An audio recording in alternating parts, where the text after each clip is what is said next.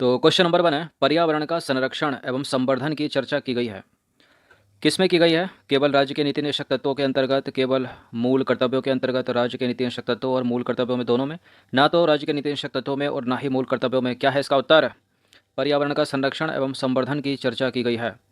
देखिए, राज्य के नीति निदेशक तत्वों में भी की गई है और मूल कर्तव्यों में भी की गई है। तो इसका आंसर क्या हो जाएगा? ऑप्शन नंबर सी।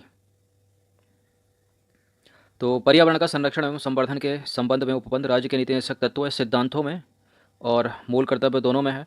अंतर केवल यह है कि एक राज्य का कर्तव्य है और दूसरा नागरिक का। नीति निदेशक तत्वों का अनुच्छेद जो 48A है उसमें, और मूल कर्तव्यों के अनुच्छेद 51A के 6 में पर्यावरण का संरक्षण और संवर्धन के संबंध में प्रावधान किया गया है। अच्छा, बात की जाए नीति निदेशक सिद्धांतों की या तत्वों की, तो कौन से आर्टिकल से कौन से आर्टिकल तक हैं? ये 36 से लेकर 51 तक हैं। और स्वर्ण सिंह समिति के आधार पर बाद में, मूल संविधान में नहीं, बाद में मूल कर्तव्यों को जोड़ा गया। मूल कर्तव्य को जोड़ा गया किसमें? इसी भाग 4 में जोड़ा गया। तो यहाँ 51A हो गया ये। फिर 51A के बाद 1 2 3 4 कितने तक हैं? 11 हैं, 11 के 11 तक। क्वेश्चन नंबर 2 है, निम्नलिखित कथनों पर विचार करना है। 4 स्टेटमेंट है यहाँ पर, बताना कि इनमें से कौन सा करेक्ट होगा। मौलिक कर्तव्य मौलिक अधिकारों का भाग है। मौलिक कर्तव्य मौलिक अधिकारों का भाग नहीं है। मौलिक कर्तव्य नीति निदेशक सिद्धांतों का हिस्सा है। मौलिक कर्तव्य नीति निदेशक सिद्धांतों का हिस्सा नहीं है। क्या है इसका उत्तर? सोच समझ कर आंसर करिएगा। देखिए, अभी बताया था कि मौलिक कर्तव्य जो है बाद में जोड़े गए सरदार स्वर्ण सिंह समिति की सिफारिश पर। वो 42वां संविधान संशोधन हुआ था इसके लिए। और ये किस में जोड़े गए? चौथे के काम में जोड़े गए। चौथे में क्या है? नीति निदेशक तत्व है। मौलिक अधिकार तो भाग 3 में है ना। तो अब मौलिक कर्तव्य मौलिक अधिकारों का भाग है, गलत, मतलब गलत है। मौलिक कर्तव्य मौलिक अधिकारों का भाग नहीं है। तो करेक्ट है ये वाला, भाग नहीं है, क्योंकि वो नीति निदेशक सिद्धांतों का भाग है। तो मौलिक कर्तव्य नीति निदेशक सिद्धांतों का हिस्सा है। गलत है ये भी, हिस्सा थोड़ी है, उसके साथ थोड़ी है। वो तो बाद में अमेंड हुआ ना, बाद में अमेंडमेंट हुआ तो 40 चौथे के ए में जोड़े गए। चौथे के ए में जोड़े गए। और 36 से 51 तक क्या है? नीति निदेशक सिद्धांत है। तो 51A से शुरू होते हैं ये। तो इसका सही उत्तर क्या हो जाएगा? मौलिक कर्तव्य मौलिक अधिकारों का भाग नहीं है और मौलिक कर्तव्य नीति निदेशक सिद्धांतों का हिस्सा नहीं है। तो 2 और 4 है इसका उत्तर, बी। तो 42वें संविधान संशोधन हुआ एक 1976 के द्वारा। संविधान में एक नया भाग चौथे का जोड़ा गया। पहले से चौथा था और चौथे में है राज्य के नीति निदेशक तत्व या सिद्धांत, और चौथे के का में एक नया अनुच्छेद जोड़ा जाएगा, 51A जोड़ा गया, क्योंकि 36 से 51 तक है ना नीति निदेशक सिद्धांत। और इसमें देखिए मूल कर्तव्यों को शामिल किया गया इसमें 51A में। अतः मूल कर्तव्य ना तो मूल अधिकारों का हिस्सा है और ना ही नीति निदेशक तत्वों का। स्वर्ण सिंह समिति ने सिफारिश की थी कि संविधान में मूल कर्तव्यों के लिए एक अलग पार्ट होना चाहिए, जैसे यह है। क्वेश्चन नंबर 3 पर आ जाइए। मूल कर्तव्यों के संदर्भ में निम्नलिखित में से कौन सा जो है वो सही नहीं है, मतलब एक असत्य है। देखिए, इन्हें प्रलेखों मतलब रिट के माध्यम से प्रभावी बनाया जा सकता है।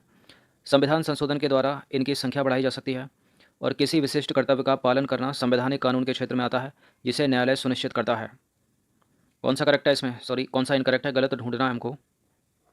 देखिए, ना तो नीति निदेशक सिद्धांतों के लिए ना ही मौलिक कर्तव्यों के लिए रिट नहीं निकाली जा सकती। तो गलत है पहला वाला स्टेटमेंट।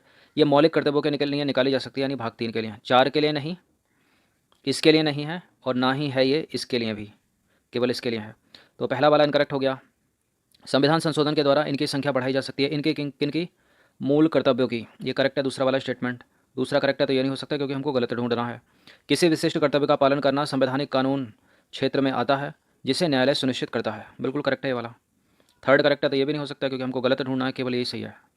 ऑप्शन नंबर ए हो जाएगा उत्तर हमारा, क्योंकि कथन एक ही गलत होगा इनमें, बाकी दूसरा और तीसरा करेक्ट है।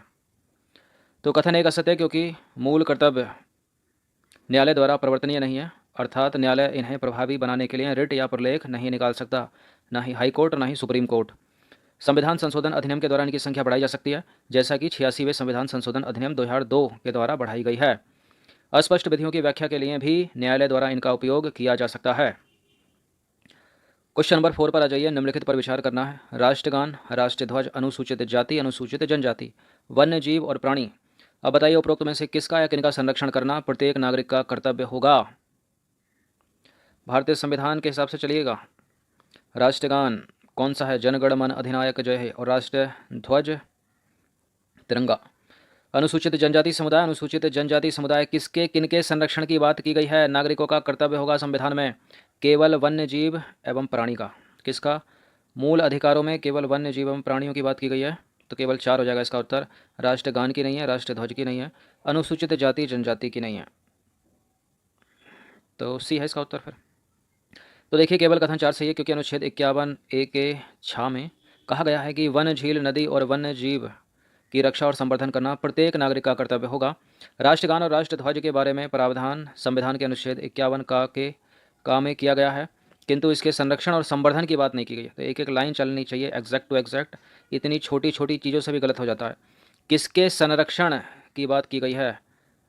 नागरिक का कर्तव्य में, ध्यान दीजिएगा, प्रत्येक नागरिक का कर्तव्य है किसका? संरक्षण करना। तो इनके संरक्षण और संवर्धन की चर्चा नहीं की गई, बल्कि आदर करने की बात की गई। किसका? राष्ट्रगान का आदर की बात की गई है, राष्ट्रध्वज का आदर की बात की गई है, आदर करने की बात की गई है। एक एक पॉइंट पकड़िए, शब्दों को पकड़िए। संरक्षण और संवर्धन की बात नहीं की गई है, राष्ट्रगान और राष्ट्रध्वज के आदर की बात की गई है, इसलिए नहीं होगा, इसलिए इनको हम एलिमिनेट कर रहे हैं। अब बात करते हैं इसकी SC ST समुदाय की। तो देखिए इनके लिए अनुसूचित जाति और जनजाति की चर्चा मूल कर्तव्य में जो है वो कहीं नहीं की गई है, इसलिए सही उत्तर हमारा ऑप्शन नंबर 4 है, सी।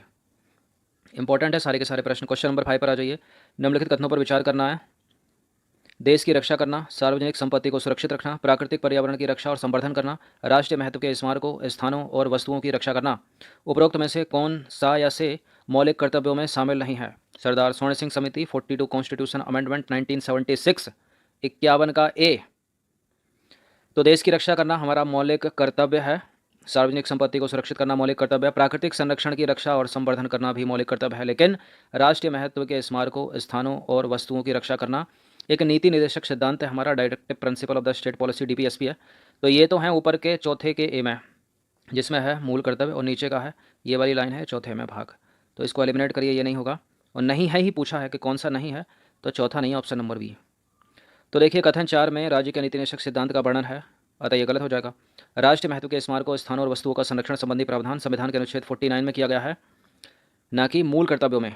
और अनुच्छेद 36 से लेकर 51 तक जो है वो राज्य के नीति निर्देशक सिद्धांत है। तो 49 क्या हो गया? एक राज्य का नीति निर्देशक सिद्धांत हो गया ना, क्योंकि मौलिक कर्तव्य तो 51A से स्टार्ट होते हैं। अब आ जाइए क्वेश्चन नंबर 6 पर। भारत की संप्रभुता, एकता और अखंडता की रक्षा करें और इसे अक्षुण्ण रखें, यह उपबंध निम्नलिखित में से किसमें किया गया है?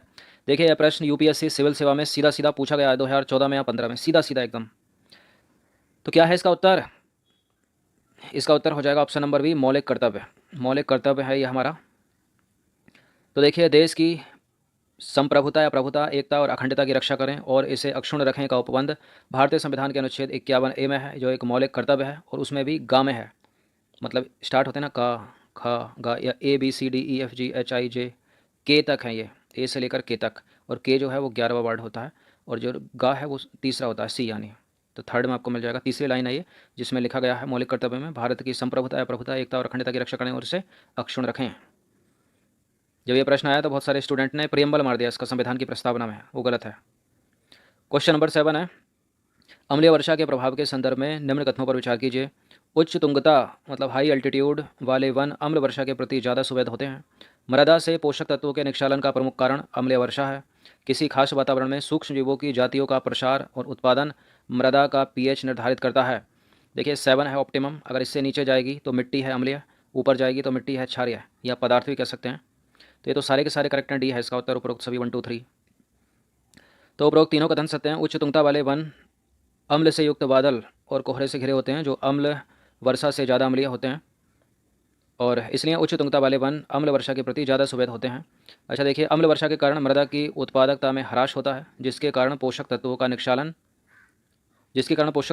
होता है, और मिट्टी जो है क्या होती है, अनुर्वर हो जाती है। ज़्यादा अम्लीय होगी तो फिर कैसे फसलों के लिए उपयुक्त थोड़ी होगी वो।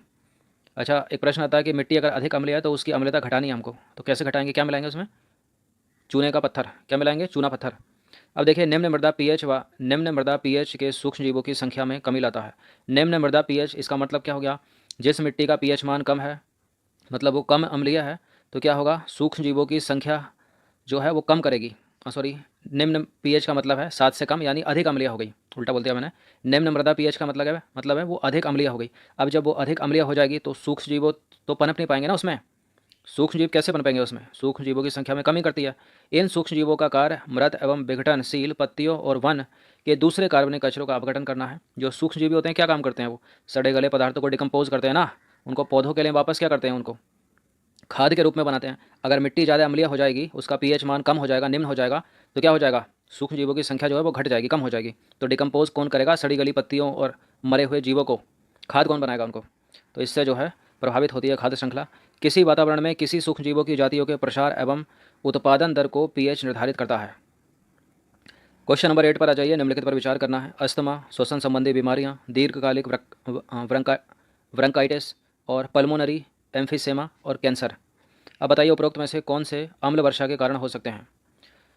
उपरोक्त में से कौन से अम्ल वर्षा के कारण हो सकते हैं। देखिए अस्थमा तो हो सकता है एसिड रेन के कारण, श्वसन संबंधी बीमारियां भी हो सकती हैं, दीर्घकालिक व्रंकाइटिस भी हो सकता है और पल्मोनरी एम्फीसेमा भी हो सकता है, कैंसर हो सकता है प्रत्यक्ष रूप से। तो ये सारे के सारे हो सकते हैं। डी एस का उत्तर 1 2 3 और 5 4 5।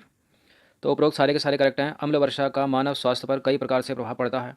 अम्ल वर्षा या एसिड रेन से लोगों को दुर्गंध, दृश्यता की कमी, त्वचा, आँख, नाक एवं श्वसन पक्ष रेस्पिरेशन ट्रैक जो है उसमें असहजता हो जाती है। अस्थमा, श्वसन संबंधी परेशानियाँ जैसे सूखा कफ, सिर दर्द आदि समस्याओं का सामना करना पड़ता है। और कुछ प्रत्यक्ष प्रभाव होते हैं एसिड रेन के, जैसे दीर्घकालिक ब्रोंकाइटिस और पल्मोनरी एम्फीसेमा और कैंसर आदि रोग जो हैं वो अम्ल वर्षा के कारण उत्पन्न हो सकते हैं। अब आ जाइए क्वेश्चन नंबर 9 पर। निम्नलिखित कथनों पर विचार करना। 3 स्टेटमेंट है यहाँ पर, बताने के इनमें से कौन सा सही सुमेलित है। हेलसिंकी प्रोटोकॉल का संबंध किससे है। सल्फर के उत्सर्जन में कमी से है क्या। कार्बन डाइऑक्साइड का भंडार ग्रह समुद्र, समुद्र जो है वो कार्बन डाइऑक्साइड का भंडार ग्रह है। सागर का अम्लीकरण समुद्र द्वारा सल्फर डाइऑक्साइड का अवशोषण करने से, कौन सा सही सुमेलित है इसमें, बताइए। देखिए हेलसिंकी प्रोटोकॉल लाया गया सल्फर के उत्सर्जन को कम करने के लिए लाया गया, करेक्ट है ये वाला स्टेटमेंट। जो समुद्र होता है ना, समुद्र वो CO2 कार्बन डाइऑक्साइड का भंडार ग्रह होता है, ये करेक्ट है स्टेटमेंट सेकंड वाला भी। सागरीय अम्लीकरण जो है वो समुद्र द्वारा कार्बन डाइऑक्साइड के अवशोषण से होता है, ना कि सल्फर डाइऑक्साइड के अवशोषण से। थर्ड वाला गलत है, इसको एलिमिनेट करिए तो इसका आंसर हो जाएगा ऑप्शन नंबर बी। तो तीसरा वाला जो गलत है, क्योंकि सागरीय अम्लीकरण की घटना समुद्र द्वारा कार्बन डाइऑक्साइड गैस के अवशोषण से होती है, CO2 के, तथा समुद्री जल के साथ प्रतिक्रिया के फलस्वरूप घटित होती है, ना कि सल्फर डाइऑक्साइड के। शायद पहले भी चर्चा हुई है इस पर। क्वेश्चन नंबर 10 पर आ जाइए। निम्नलिखित कथनों पर विचार करना। 2 स्टेटमेंट है यहाँ पर, बताने के इनमें से कौन सा करेक्ट होगा। ध्यान से सुनिएगा, मोस्ट इंपॉर्टेंट है।